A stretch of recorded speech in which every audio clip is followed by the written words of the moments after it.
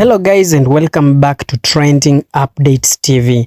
And if you've been active on social media for the past 2 to 3 days, you'll see there is this documentary that is trending on YouTube. The documentary is about late Prophet TB Joshua, and SCOAN has just released a statement on BBC Revelation about the late TB Joshua. In a statement signed by its Public Affairs Director, Dare Adejumo, SCOAN faulted the broadcasting station and its documentary, describing it as baseless and highlighting that the individuals interviewed in the report were not affiliated with the church. Niger News understands that the church's intention in issuing the statement was to clarify any misconceptions that may have risen from the documentary, which has generated mixed reactions in the Christendom and among concerned Nigerians and authorities. It is worth noting that the BBC documentary, which was released on Monday, made news headlines with serious allegations against TB Joshua, including accusations of rape by some members. However, SCOAN has said this. BBC World Services Investigative Unit, codenamed Africa Eye, came out this week with weird and strange episodes of atrocities against the late founder of SCOAN. The church emphasized that the investigation was carried out in a manner that deviated from the ethical and foundational principles of the journalism profession. As per the church's perspective, journalism, being a societal watchdog, necessitates the practice of fairness, balance, and objectivity to uphold its esteemed position as the fourth estate of the realm. The statement added, BBC has compromised these lofty principles by descending into fictional narratives and propaganda, thus turning itself into a weapon for a hatchet job as gangsters in the garb of journalism with a destructive ulterior motive for personal gains against a perceived enemy. Only BBC can best explain why it woefully deviated from true journalism and chose to be dishing junks and feeding the public with stones called bread by its offensive and disenchanted reports of disgruntled elements. This is, to say the least, is insulting to our professional and public intelligence. One thing is very obvious.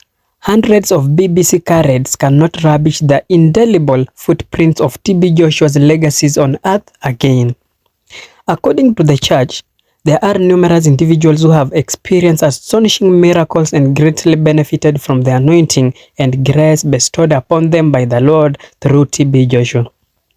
It is said that these beneficiaries can be found everywhere, and their existence cannot be disputed.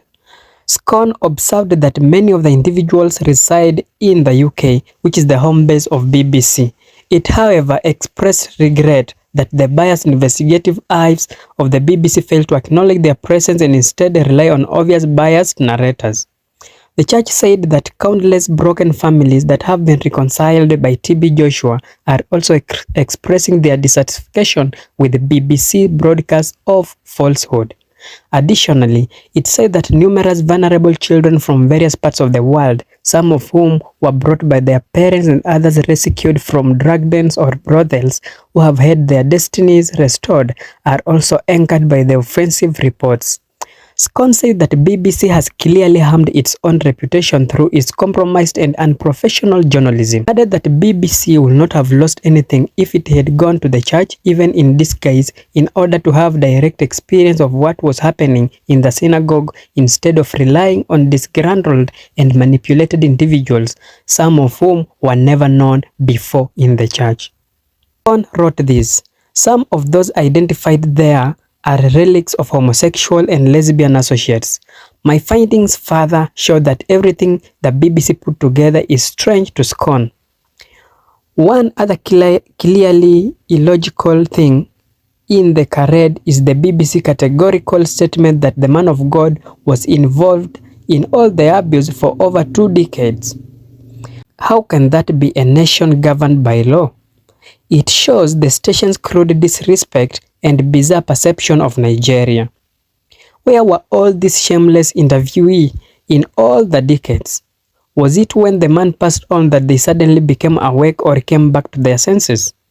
Only a fool will have respect for such charlatans. Daily Post quoted the church statement to have read, "Additionally, disregarding the documentary, the church emphasized that the BBC simply aimed to defame the church by using derogatory language towards it." The church further stated that it was evident that the individuals behind the biased BBC production must have been envious of the church's ongoing expansion, likening it to a flourishing tree planted by the riverside. "Thank God your report exonerated his only wife of any wrongdoings throughout the decades of your so-called investigated, lopsided work. But did you think any wife at all can see and watch all those nonsensical and annoying scenarios you painted for decades and still kept silent? I am yet to read or see such a woman in the universe."